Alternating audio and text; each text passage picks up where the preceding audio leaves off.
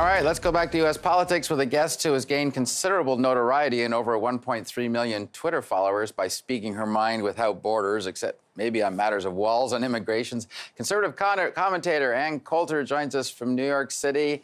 And we're such a contrast up here. We're opening our doors to Syrian refugees and other Middle East refugees. The president you support is banning or pausing immigration and refugee arrivals. What do you see as the effect of these sort of twin solitudes on the relations between Trump and Trudeau in the longer term? Is there going to be a border price to be paid? Well, you got a lot of catching up to do in Canada. I mean, Canadian immigration policy for decades has been more like what Trump is suggesting, and that is looking at immigration as any other government policy. What's good for the people who already live there. For 50 years, America has been taking the poorest of the poor, the most backward, dysfunctional cultures, and a lot of what got Trump elected was people saying, okay, that's enough. America needs a little me time now. We have our own veterans, our own elderly, our own poor people. In fact, our own immigrants who came in the last decade and the decade before that and the decade before that, which is why the Trump administration and everyone else keeps referring to it as a pause. This isn't hatred for the rest of the world. It's having a pause to take care of the people who are already here. Okay, but what's the conservative view down there of Canada? We have, our prime minister's tweeted about us being open arms to refugees after the president's pause in immigration. Is that going to cause us trouble, do you think? Well, looking at what happened to America for the last 50 years and what's happening in Western Europe right now, I might say it would cause some trouble, but you got about 5 decades of total open borders to very different cultures from your own before you're going to be any place where America is, because that's what we've been doing for 50 years now. I would beg. We have had an awful lot of immigration over many decades here, Ann, but let's talk a little bit about... Nothing like ours. Well, we brought more Syrian refugees in last year than the United States did, so we're pretty immigration open, and certainly and for 50 boat years, people and... Yeah, no, you took about 200 Hmong, we took millions. For 50 years, we've been taking more than 1 million immigrants a year, 90% from the third world. You guys got a lot of catching up to do. If I were a Canadian, I wouldn't say that was one of America's best policies. I'm not recommending you emulate it, but I'm just saying, this sudden rush under Trudeau, you're still way behind us. I'm curious what you thought about Donald Trump today, his call to the Australia Prime Minister. There's talk about this refugee transfer agreement continuing. Republican John McCain rode to the rescue to try and calm it down after this phone hang-up. Does your president in some ways need a lesson in diplomacy when a Five Eyes ally is on the line? Well, I'm waiting to see what the real story is on that. I keep getting one version from the media, and then 12 hours later, oh, that didn't happen at all. I mean, we just got it with the Russian sanctions.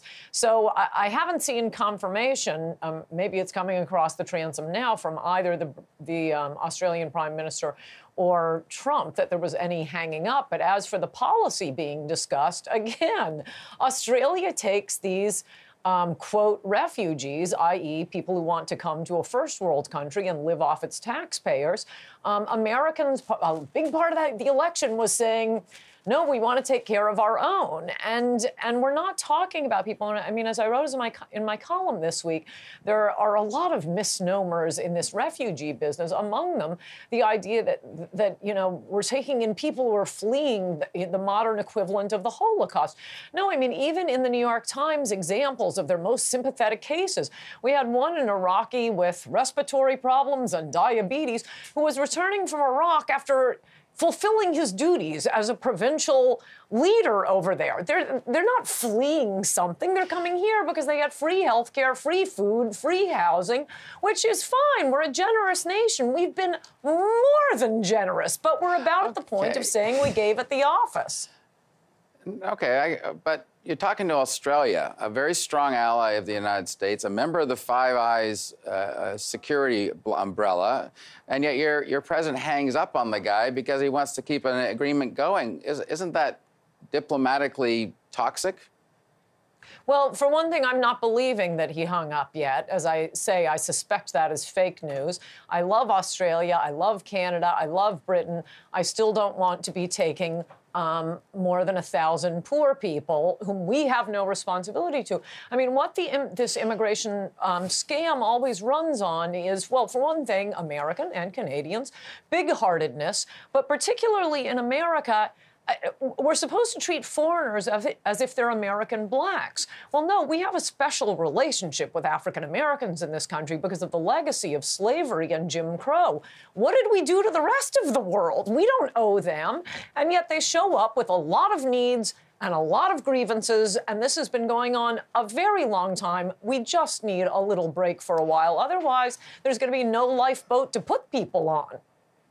Do you think this is temporary, or do you think this could be permanent in some cases?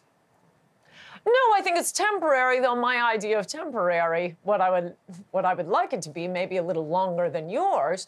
But we need to assimilate the ones already here. We need to dust off the books. We need to figure out serious vetting procedures. And also, not only vetting for, is this person likely to shoot up the San Bernardino Community Center, but vetting in terms of, should we really be moving these people out of their country? I mean, you can also hurt other countries around the world by taking, the people that they need to build the country back up again. We want genuine refugees. We want to make sure it wouldn't be better to help them where they are, which we do a lot and we can keep doing.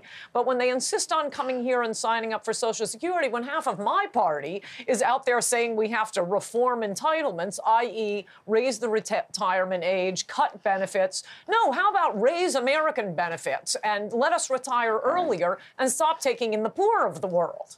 You write in various news media. You have a column. Our prime minister just the other day publicly demanded Fox News issue a correction after it tweeted that a shooter in a Quebec City mosque was of Moroccan origin when he was a white university student. They tried twice to get this corrected. What's your reaction to what was done? Should Fox not have been a lot quicker in pulling that erroneous tweet down? Well, I have absolutely nothing to do with Fox. I don't even follow them on Twitter, so I was unaware of that tweet. But, yeah, of course, incorrect tweets should be corrected. Okay. Last question. The Donald Trump we've seen in the first 2 weeks, is this the Donald Trump we're going to see for the next 4 years? Oh, I hope so. It's like Christmas every day. The only problem is, and he warned us about this, is it's getting exhausting winning so much. Just winning, winning, winning every day. All right. Ann Coulter, thanks for joining us. Appreciate it. Thank you.